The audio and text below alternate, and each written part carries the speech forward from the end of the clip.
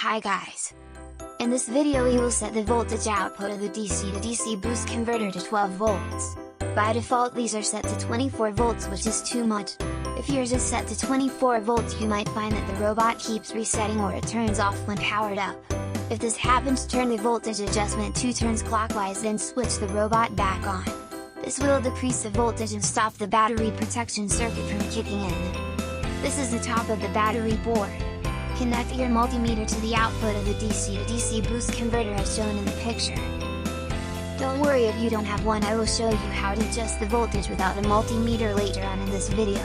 Switch on the robot and adjust this screw, anti-clockwise to increase the voltage and clockwise to decrease it. Adjust the potentiometer until the multimeter reads 12 volts. Once this is done, I recommend that you still download the code from leet.uk and follow the rest of this video to make sure that your odometry module is working properly.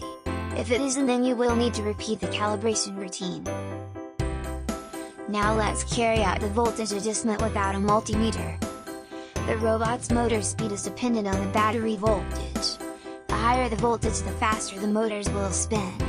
We can use this together with the odometry module to calculate the speed of the motors and estimate the voltage input to the motor driver.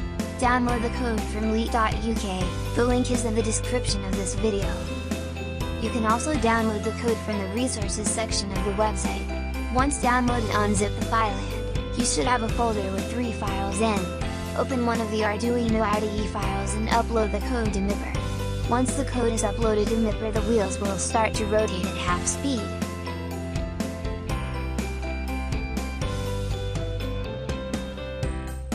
Once this happens, open the serial plotter in Arduino IDE and adjust the voltage adjustment potentiometer on the DC to DC boost converter.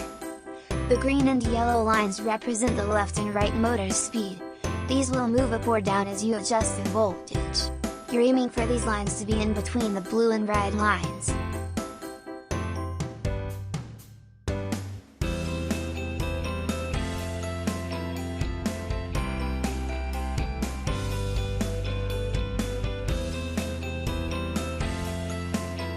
Once you have adjusted the voltage correctly, you will have 12 volts being supplied to MIPR. If you don't get good readings for both motors or the speed difference is large, then redo the calibration routine. Thanks for watching, I hope to see you next time.